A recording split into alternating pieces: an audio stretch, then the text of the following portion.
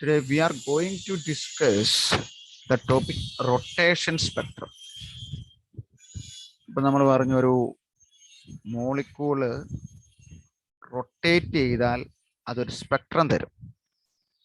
അങ്ങനെയെങ്കിൽ നമുക്ക് കിട്ടുന്ന സ്പെക്ട്ര എങ്ങനെയാണ്, അതിൻ്റെ എനർജിയുടെ ലെവലുകൾ എവിടെയാണ്, എന്തൊക്കെയാണ് അതിൻ്റെ പ്രത്യേകത, ഇങ്ങനെയുള്ള കാര്യങ്ങളെല്ലാം റൊട്ടേഷൻ സ്പെക്ട്രയുടെ കേസിലെ എല്ലാ കാര്യങ്ങളും നമുക്കറിയണം. സോ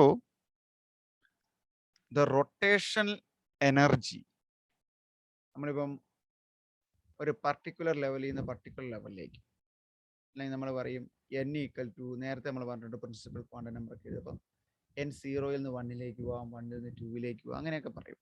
എന്ന് പറയുന്ന പോലെ തന്നെ the rotational energy is also quantised. Rotational energy is also quantised. Quantised എന്ന് പറയുമ്പം ക്വാണ്ടൈസ്ഡ് വ്യത്യാസമില്ല എന്ന് പറഞ്ഞു കഴിഞ്ഞാൽ, ഇപ്പം ഒരു ഇൻറ്റിജർ മൾട്ടിപ്പിൾ ആണെങ്കിൽ എല്ലാം ഇപ്പം 2-ന്റെ മൾട്ടിപ്പിൾ അല്ലെങ്കിൽ n ടൈംസ് ഓഫ് ആണ് 1 ഇൻറ്റു സംതിങ് 2 ഇൻറ്റു സംതിങ്, അങ്ങനെ ക്വാണ്ടൈസ്ഡ് ആയിരിക്കും. അതിനിടയ്ക്ക് ഇൻറ്റിജർ മാത്രമേ ഉള്ളൂ, അല്ലെ പൂർണ്ണമായ എണ്ണൽ സംഖ്യകൾ മാത്രമേ ഉള്ളൂ. എന്നാ പറയണേ, ഡെസിമൽ പോയിന്റ് ഉള്ള നമ്പറുകളോ അങ്ങനെ 0.1 ഇൻറ്റു അങ്ങനെയൊന്നും നമ്മൾ ഇതുവരെ ചെയ്തിട്ടുമില്ല. അപ്പോൾ so the energy value is also quantized, but it depends on the size and shape of the molecule. But it depends on the size and shape of the molecule. അപ്പം rotation Spectra ഓർത്തോണം, rotation സ്പെക്ട്രയാണ് പറയാൻ പോകുന്നത്. ഒരു molecule rotate ചെയ്താൽ അതിന് കിട്ടുന്ന spectrum.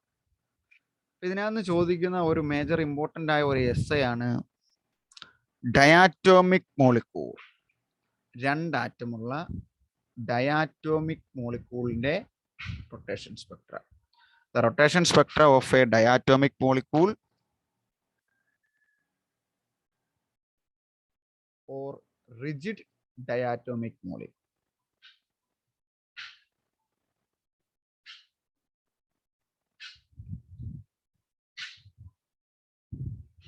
ഒരു rigid molecule നമ്മൾ പറയാൻ കാരണം അതിൻ്റെ ബോണ്ട് കൃത്യമായിട്ട് ഒരു റിജിഡ് ആയിട്ട് നിൽക്കും.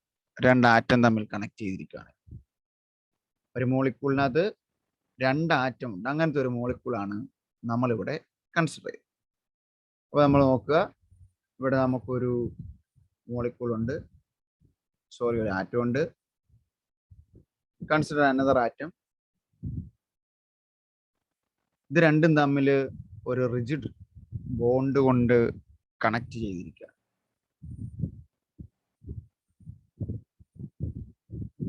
ഇതിപ്പം സംതിങ് ഇതിനേക്കാളും ഗ്രേറ്റർ അല്ലേ. ഇതിന്റെ മാസ് m1, ഇതിന്റെ mass m2. The total distance from the center of the first molecule to the center of the second molecule, that is r0. അങ്ങനെയെങ്കിൽ നമ്മൾ ഇന്നലെയൊക്കെ പറഞ്ഞായിരുന്നു, ഈ ഇതിന് മാസ് കൂടുതലാണെങ്കിൽ ദ സെന്റർ ഓഫ് ഗ്രാവിറ്റി ഇതിനോട് ചേർന്നായിരിക്കും, അതായത് ഇവിടെ ഒരു പോയിന്റിലേക്ക് ആയിരിക്കും. and that point is called the center of gravity. ഇതിന്റെ സെൻട്രൽ നിന്ന് ഈ സെൻറ്റർ വരെയുള്ള സെൻറ്റർ ഓഫ് ഗ്രാവിറ്റി വരെയുള്ള ഡിസ്റ്റൻസ് r1 എന്നിരിക്കട്ടെ. അവിടുന്ന് സെക്കൻഡ് മോളിക്യൂളിന്റെ സെൻറ്റർ വരെയുള്ള ഡിസ്റ്റൻസ് r2 എന്നിരിക്കട്ടെ. പെനാകെ പറഞ്ഞു, consider A simple linear diatomic molecule with mass m1 and m2, which are joined by a rigid bar with length r0. Then we can write it as r0 is equal to r1 plus r2. ശരിയല്ലേ? And let's consider C is the point of center of gravity.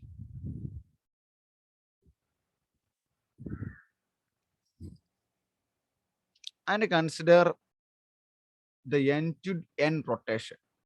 ഈ molecule മൊത്തമായി ഇവിടുന്ന് ഒരു ഭാഗം മാത്രം ഒരു atom അങ്ങനെയല്ല, കാരണം മൊത്തമായിട്ട് ഈ മോളിക്യൂൾ, ഈ ലീനിയർ മോളിക്യൂൾ റൊട്ടേറ്റ് ചെയ്യുക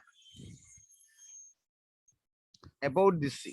ഈ ഒരു സി ബ്ലഡ് നമ്മൾക്ക് ഒരു ആക്സ് വെച്ചാൽ ആ ഒരു ആക്സിൽ നിന്നുകൊണ്ട് ഇങ്ങനെ വട്ടം വട്ടം വട്ടം കറങ്ങുവാണ്. ഇത് ഇങ്ങോട്ട് കറങ്ങുവാണ്, അത് അങ്ങോട്ട് കറങ്ങും. അങ്ങനെ പമ്പരം കറങ്ങുന്ന പോലെ ഈ സിയുടെ ആക്സിസിൽ നിന്നുകൊണ്ട് ഇതിങ്ങനെ കറങ്ങും. So the molecules rotate end over end rotation. അതിനിങ്ങനെ പേര് എൻഡ് ഓവർ എൻഡ് റൊട്ടേഷൻ. അതൊക്കെ end over end rotation with the axis passing through C. അങ്ങനെയെങ്കിൽ മൊമെന്റ് ഓഫ് ഇനേർഷ്യയുടെ ഇക്വേഷൻ നമ്മൾ നേരത്തെ പഠിച്ചാണ്. മൊമെന്റ് ഓഫ് ഇനേർഷ്യ എന്ന് പറഞ്ഞാൽ summation over m r square, total mass into total ഡിസ്റ്റൻസിന് ഓരോന്നിനും m1r1² പ്ലസ് m2r2 അങ്ങനെ കൂട്ടിയെടുക്കണം. അപ്പം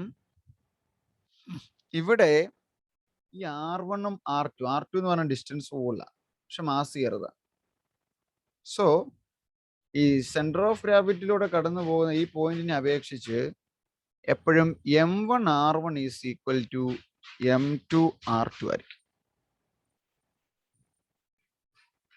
സോ നമ്മൾ നേരത്തെ ഒരു ഇക്വേഷൻ എഴുതി, r0 equal to r1 plus r2. r0 equal to r1 plus r2. Let's consider as an equation. Let's consider this is equation number 1. m1 r1 equal to m2 r2. അപ്പോൾ നമുക്ക് moment of ഇനേർഷ്യയുടെ ഇക്വേഷനിലോട്ട് substitute ചെയ്യാം. I equal to m1 r1 square plus m2 r2 square. ഇതിന്റെ ഉത്തരം എനിക്ക് കിട്ടേണ്ടത് ചെയ്തു തരാം, സ്റ്റെപ്പായിട്ട് നോക്കിയിരിക്കണം. ഈ m1 r1 square plus m2 r2 square അല്ലേ, ഞാൻ ഇങ്ങോട്ട് എഴുതാം. m1 r1 square equal to m2 r square നമ്മൾ എഴുതി, m2 r2 സ്ക്വയർ. അങ്ങനെ ഇതിനകത്ത് ഞാൻ m1ന്റെ വാല്യൂ, ഇതിന് രണ്ടിനെ m1ന്റെ വാല്യൂലോട്ട് മാറ്റുവാണെങ്കിൽ എങ്ങനെ കിട്ടും, അങ്ങനെ നോക്കണം. m1 ഈക്വൽ ടു, അല്ലെങ്കിൽ ഒന്നുകൂടെ സ്ക്വയർ ചെയ്യാം.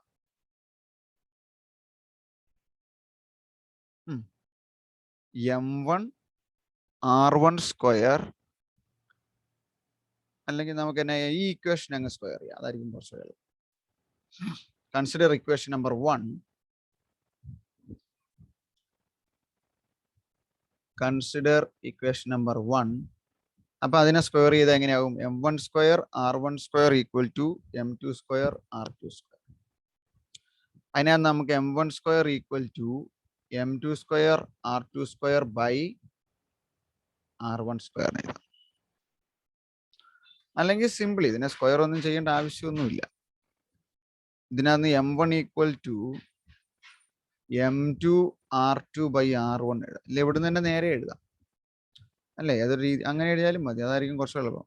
ഇതിനകത്ത് നേരെ m1 എഴുതാണെങ്കിൽ m1 equal to m2 r2 by r1.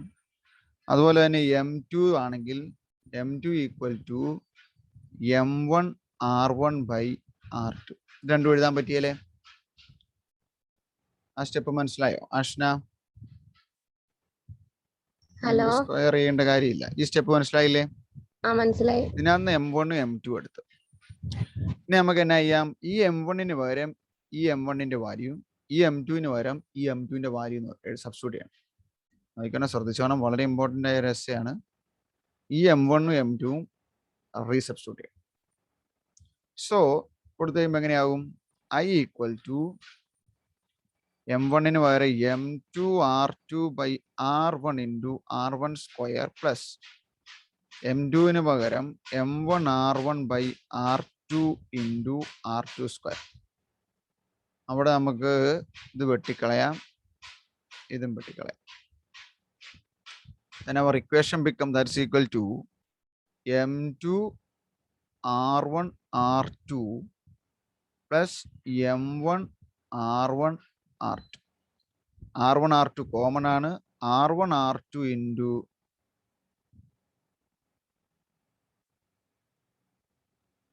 R1 R2 into M1 plus M2. That is our equation for moment of inertia. Consider that as equation number 3. അപ്പോൾ ഇതിനെ equation number 2 ആയിട്ട് എടുക്കുക.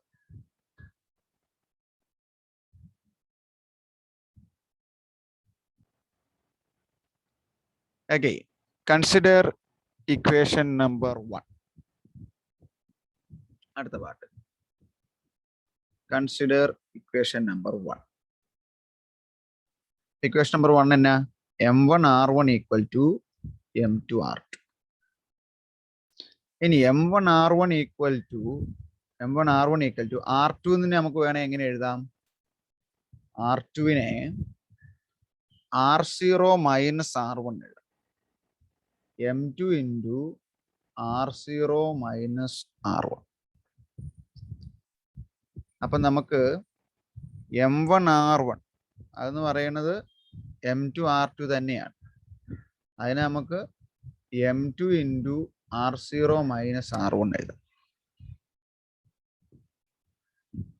ഇനി ഇതിങ്ങനെ കൺസിഡർ ചെയ്യുവാണെങ്കിൽ M1 R1 equal to M2 into R0 minus R1.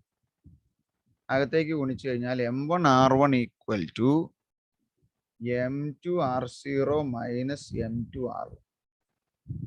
R1 ഉള്ളതിനെ ഒരു വശത്തേക്ക് കൊണ്ടുവന്നാൽ M1 plus M2 into R1 equal to M2 R0 or R1 equal to M2 R0 divided by M1 plus M2. That is equation number 4. ചെയ്ത മനസ്സിലായോ? Similarly നമുക്ക് M2 R2 equal to M1 R1 തന്നെ അല്ലേ? അപ്പം M2 R2 equal to M1 into R0 minus R2 എന്ന് എഴുതും.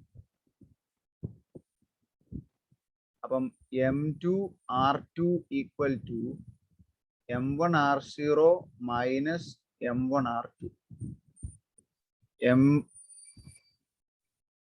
R2 ഉള്ള time ഇങ്ങ് കൊണ്ടുവന്നാൽ M2 plus M1 into R2 equal to M1 R0 or R2 is equal to M1 R0 by M1 plus M2. That is equation number 5.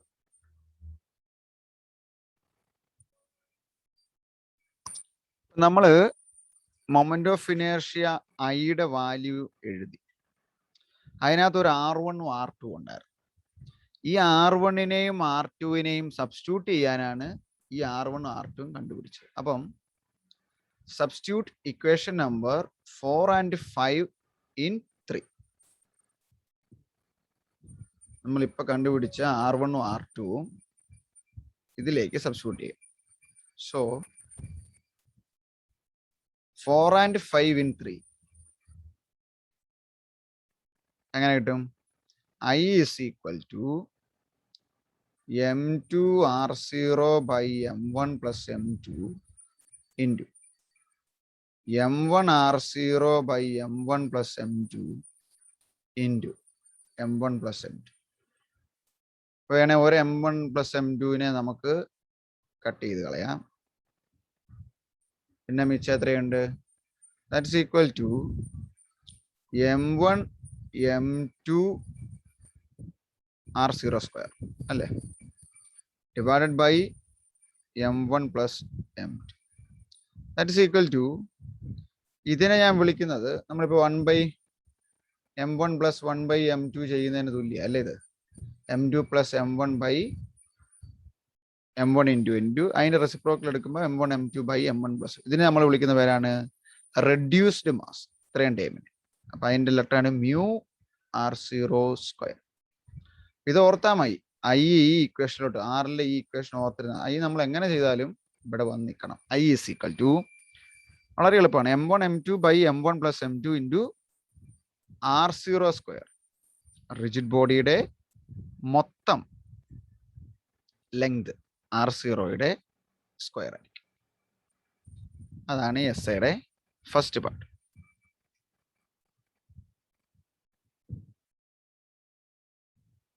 നമ്മൾ പറയുകയാണ് ഇതിൻ്റെ energy, ഈ energy ലെവലുകൾ എങ്ങനെയായിരിക്കും.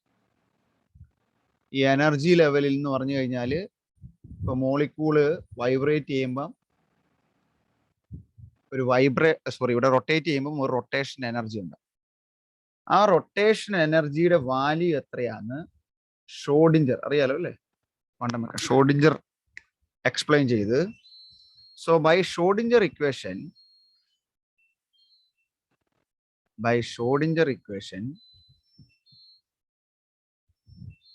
this is CHRO.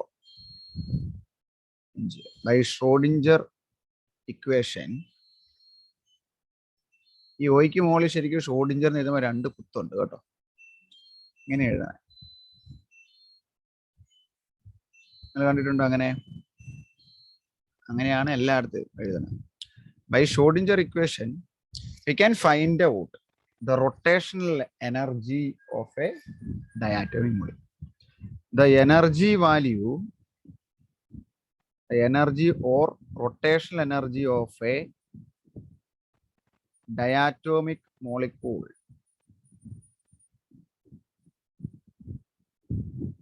EJ എന്ന് എഴുതി പറഞ്ഞോളാം. That is equal to h square by 8 pi square I into J plus 1. അത്രയും ജൂൾസ് ആയിരിക്കും. So EJ is equal to h square by 8 pi square I into J plus 1, അത്രയും joules. ഇതാണ് നമ്മൾ പറഞ്ഞത്. where J equal to 0, 1, 2, 3, etc. It is quantized. This energy is quantized. ഇവിടെ 0 കൊടുത്താൽ first ലെവലിന്റെ energy കിട്ടും. ഇനി അതൊരു ലീനിയർ മോളിക്യൂൾ ആണെന്ന് പറഞ്ഞല്ലേ. ഒരു ലീനിയർ മോളിക്യൂളിന്റെ കേസിൽ ഈ ഐ എന്ന് പറഞ്ഞ എന്നാണ്? ഐ എ അല്ല, because I A C linear മോളിക്യൂളിന്റെ 0 ആണ് നേരത്തെ പറഞ്ഞു. I become I B or I C. കാരണം വെച്ചാൽ രണ്ടും തുല്യമാണെന്ന് നമ്മൾ പറഞ്ഞായിരുന്നു. I A 0 or I B equal to I C എന്ന് എഴുതി. So we can write it as I A equal to 0 and ഇവിടെ വരുന്നത് ഒന്നെങ്കിൽ ഐ സി ആയിരിക്കും അല്ലെങ്കിൽ ഐ ബി. ഇനി ഇതിനെ നമ്മൾ ഈ എനർജി വാല്യൂവിനെ ഇവിടെ ഒന്നാണ് പറയാം. ഇവിടെ നമ്മൾ എഴുതിയ ജെ, ഈ ജെയിനെയാണ് നമ്മൾ വിളിക്കുന്നത് rotational quantum number. Rotational quantum number നമ്മൾ ആറ്റോമിക് സ്പെക്ട്രം പഠിച്ചു. അവിടെ എൻ പ്രിൻസിപ്പൽ ക്വാണ്ടം നമ്പർ എന്നൊക്കെ പറഞ്ഞ പോലെ J is called rotational quantum number. And first level energy 0. ഇതിന് 0 കൊടുത്തു കഴിഞ്ഞാൽ 0, 1 കൊടുത്ത ഫസ്റ്റ് ലെവൽ, അങ്ങനെ ഓരോ ലെവലിന്റെയും എനർജി നമുക്ക് കണ്ടുപിടിക്കും. അപ്പം ഈ എനർജി കണ്ടുപിടിക്കുന്നത് in terms of epsilon, small epsilon J എന്ന് എഴുതി. ഒരു സെക്കൻഡ്.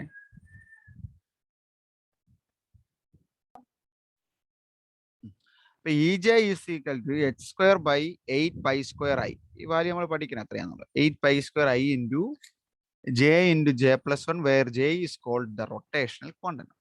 അവിടെ വരെ.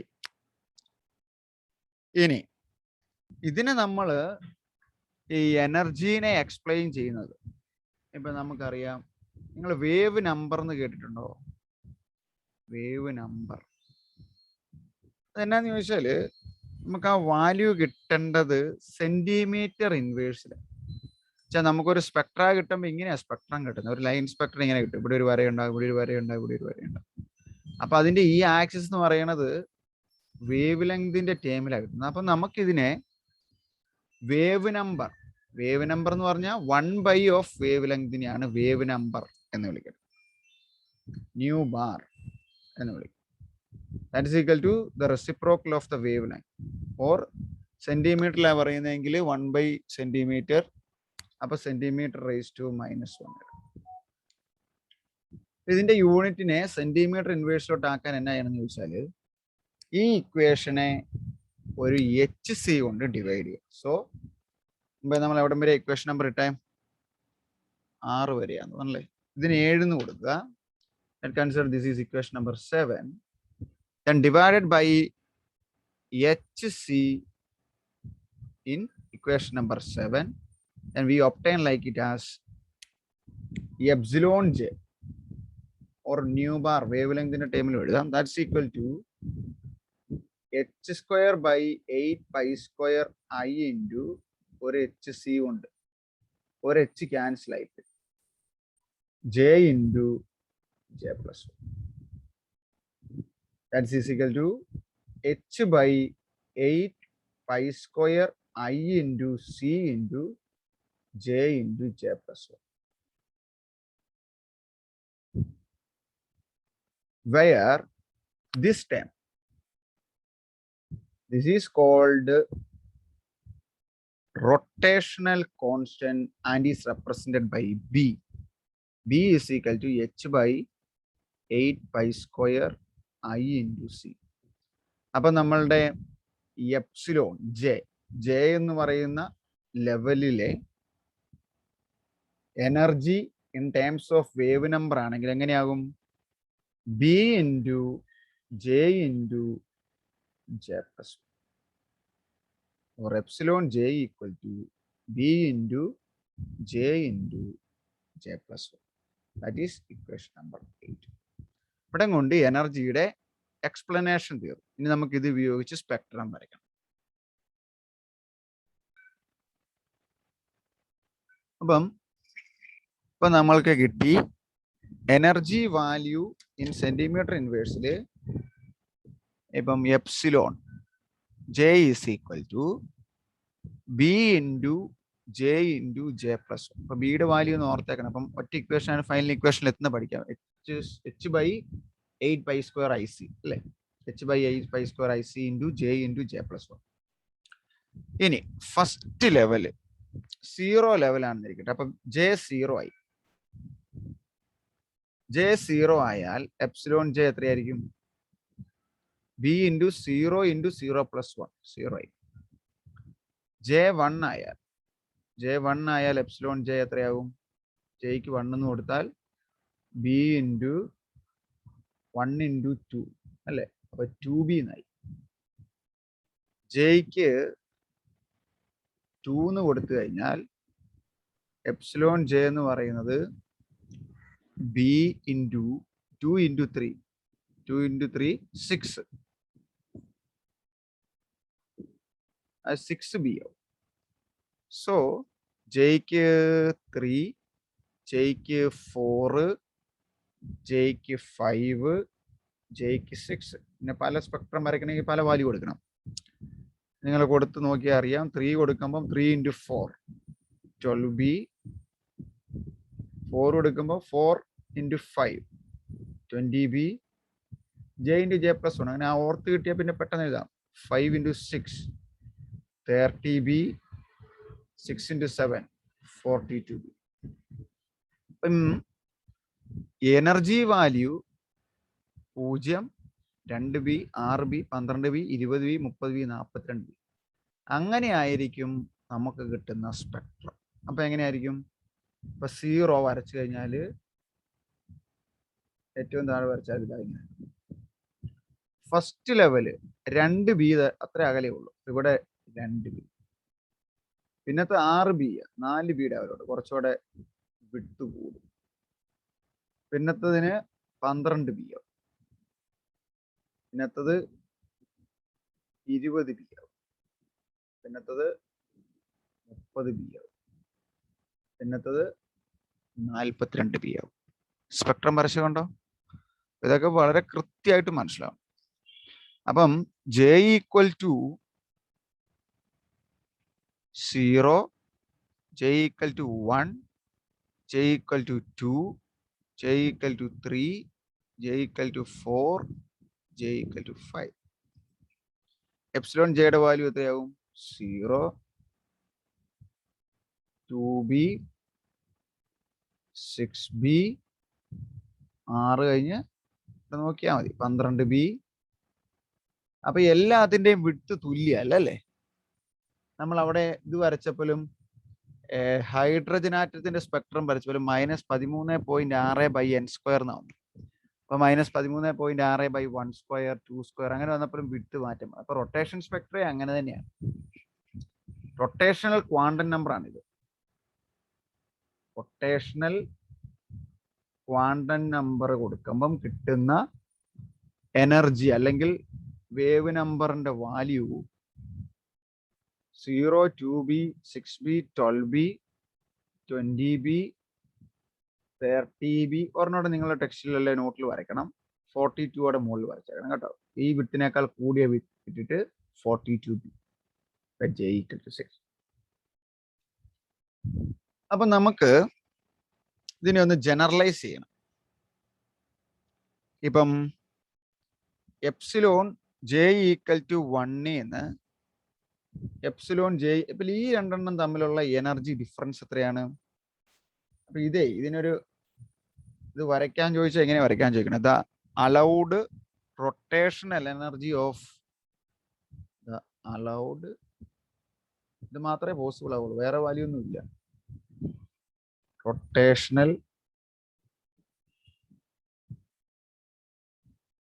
Energies of A rigid diatomic molecule.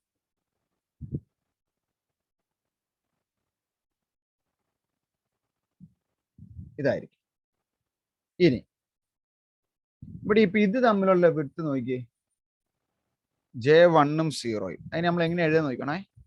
Epsilon suffix ആയിട്ട് j ഈക്വൽ ടു 1ൽ നിന്ന് j ഈക്വൽ ടു 0. അപ്പൊ എത്രയാവും? 2b minus 0. എത്രയാണ്? 2b തന്നെ. എപ്സിലോൺ j ഈക്വൽ ടു 2ൽ നിന്ന് j ഈക്വൽ ടു 1ലേക്കാണെങ്കിലോ 6b മൈനസ് 2b. അതെത്രയായി? 4b. ഇനി എപ്സിലോൺ j ഈക്വൽ ടു 3ൽ നിന്ന് j ഈക്വൽ ടു 2ലേക്കാണെങ്കിൽ 12b minus 6b that's equal to 6b. അപ്പൊ നോക്കി 2, 4, 6, 8, 10, 12 അങ്ങനെ അങ്ങനെ അങ്ങനെ അങ്ങ് പ്രോഗ്രസ് ചെയ്തു പോവാം. അതായത് ഡെൽറ്റ എപ്സിലോണിന്റെ വാല്യൂ. ഡെൽറ്റ എപ്സിലോൺ എന്ന് പറഞ്ഞാൽ വ്യത്യാസം, ഒരെണ്ണത്തിൽ നിന്ന് മറ്റതിലോട്ട് പോയപ്പം ഉള്ള വ്യത്യാസം. അപ്പം ഇതിനെ നമുക്ക് കോമൺ ആയിട്ട് എഴുതാം. ഏതെങ്കിലും ഒരു ജെയിൽ നിന്ന് j+ലോട്ട് പോകുമ്പോൾ ഉള്ള വ്യത്യാസം എങ്ങനെയാണ്? അപ്പം എപ്സിലോൺ അല്ലെങ്കിൽ മ്യൂ j2 j+1 എടുത്താൽ എത്ര കിട്ടും? അപ്പം j+1ന്റെ എത്രയാ നമ്മൾ പറയണേ? j+1 into j into j+1 ആണ്. അപ്പൊ j+1 ഇൻറ്റു j+2. ജെയുടെ ആണെങ്കിൽ j ഇൻറ്റു j+1. അത് കുറയ്ക്കണം. അപ്പം അപ്പൊ b കോൺസ്റ്റന്റ് ഉണ്ടല്ലോ അല്ലേ? b into j into j+1. അപ്പൊ b into j+1 into j+2 minus b into new j into j+1. അകത്തേക്ക് മൾട്ടിപ്ലൈ ചെയ്ത b ഇൻറ്റു j² പ്ലസ് ഇത് ഗുണിക്കുമ്പം j2j plus j3j plus 2 into 1 2 minus ജെയിനെ അകത്തേക്ക് ഗുണിക്കുമ്പം b into j² plus j. ഇത് minus ഗുണിച്ച് കഴിയുമ്പം b into j² minus plus 3j plus 2 minus j² minus j ആവും അല്ലേ? അപ്പൊ നമുക്ക് അവിടെ വെട്ടിക്കളയാം. ഇതിനെയും വെട്ടിക്കളയാം. 3ൽ നിന്ന് ഒരെണ്ണം കുറച്ചാൽ 2 ആവും. അപ്പൊ that's equal to b into 2j plus 2 that's equal to 2b into j plus 1. So that is the mu bar.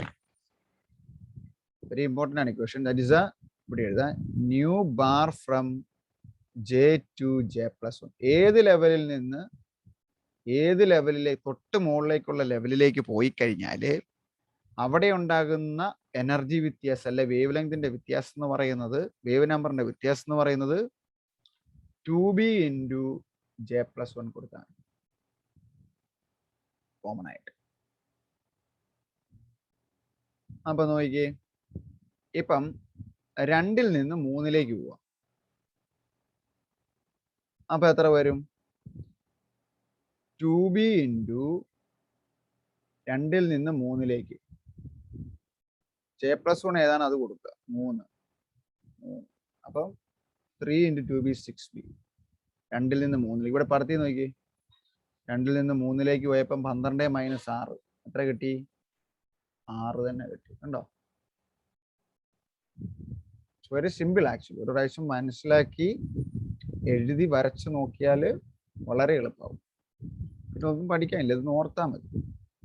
Final equation ഈയുടെ വാല്യൂ ഓർക്കണം. ബി അത് h/8π² IC into j into j plus 1 or b into j into j plus 1. എന്നിട്ട് അതിനകത്തോട്ട് 1 2 3 അങ്ങനെ കൊടുക്കുമ്പോൾ നമുക്ക് j1 2 3 കൊടുക്കുമ്പോൾ നമുക്ക് കറസ്പോണ്ടിങ് എനർജി കിട്ടും, വാല്യൂ വരയ്ക്കാം. ഇത് രണ്ടും തമ്മിലുള്ള വ്യത്യാസം ഓരോ ലെവലിന്റെ ഇങ്ങനെ വേണേൽ കണ്ടുപിടിക്കാം. എന്നിട്ട് കോമൺ ആയിട്ട് ജെയിൽ നിന്ന് j plus 1 വലിയ വാല്യൂ അതിൽ നിന്ന് ഇത് കുറയ്ക്കണം. അപ്പൊ b into j plus 1 into b into j into j plus 1. അതിന് വരെ ഇവിടെ j plus 1 ആയതുകൊണ്ട് j plus 1 into j plus 2 minus j into j plus 1 ചെയ്ത് കഴിയുമ്പോൾ final the general equation for this width that is equal to 2b into j plus 1. ആ general formula ഉപയോഗിക്കും.